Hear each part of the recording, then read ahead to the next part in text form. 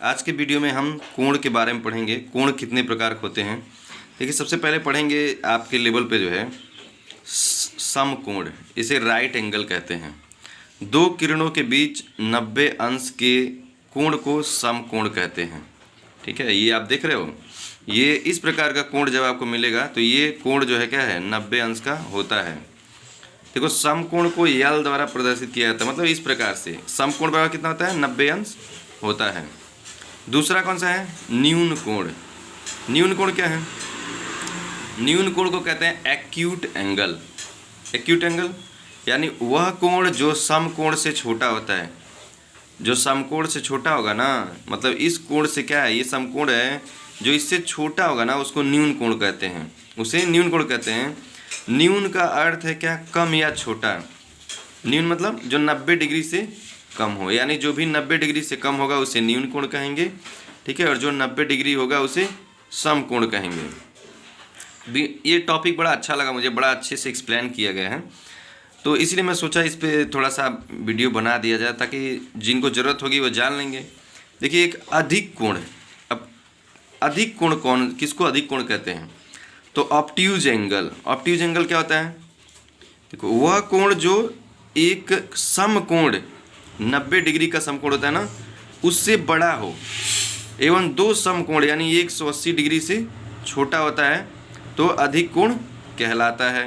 यानी 90 डिग्री कम, 90 डिग्री से अधिक हो, यानी जैसे मान लीजिए 100 डिग्री का हो गया, ठीक है, 90 से बड़ा हो यानी 100 का हो गया, 110 का हो गया, 105 का हो गया, 120 का हो गया, 30 का हो गया, मतलब क्या 90 से बड़ा होना चाहिए।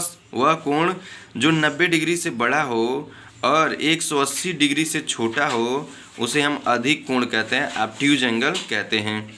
उसके बाद क्या है, रिजु कोण, स्ट्रेट एंगल। सीधे सीधे देख लो, इस वाले में सीधी रेखा, यानी वह कोण जो 180 अंश का होता है। 180 अंश मतलब ये पूरा एक सीधी रेखा में जो है ना, ये 180 अंश का होता है, उसे रिजु कोण कहते हैं। उसके बाद है बृहत कोण, इसे कहते हैं रिफ्लेक्स एंगल।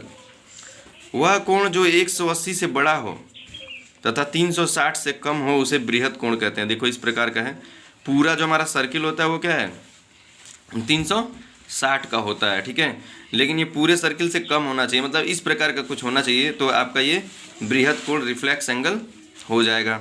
उसके बाद क्या है, संपूर्ण कोण। देखो, संपूर्ण कोण को कहते हैं कंप्लीट एंगल। कंप्लीट एंगल तो वही क्या है, मतलब 360 डिग्री। 360 डिग्री जो होगा ना, यानी वह कोण जो 360 डिग्री का होता है उसे संपूर्ण कोण कहते हैं। एक बार फिर से मैं आपको इसको एक्सप्लेन कर देता हूँ। देखो, यहाँ पे क्या है, समकोण मतलब इस प्रकार का यल टाइप का जो कोण बनता है ना, उसे हम समकोण कहते हैं। समकोण जो है 90 डिग्री का होता है। न्यून कोण, वह कोण जो 90 डिग्री से कम हो न्यून कोण कहलाता है। अधिक कोण यानी ऐसा कोण जो 90 डिग्री से अधिक हो परंतु 180 डिग्री से कम हो, अधिक कोण कहलाता है। जैसे 110, 120, 150, 130, 170, 80 नहीं होना चाहिए, 80 से कम होना चाहिए। फिर उसके बाद रिजु कोण। रिजु कोण तो सीधी रेखा जो 180 डिग्री का होता है उसको हम क्या कहते हैं, रिजु कोण कहते हैं। बृहत कोण, बृहत कोण 180 से बड़ा होता है लेकिन 360 से कम होता है, यानी 190, 200, 210, 20, 30, 230, 240, 250, ठीक ना, 260, 200, 300, मतलब 360 से कम जो होगा ना उसे बृहत कोण कहेंगे। 360 से कम हो और 180 से बड़ा हो या ज़्यादा हो। फिर संपूर्ण कोण तो मालूम है, कंप्लीट एंगल। ठीक है, यानी वह कोण जो 360 अंश का होता है या 360 डिग्री का होता है उसे संपूर्ण कोण कहते हैं।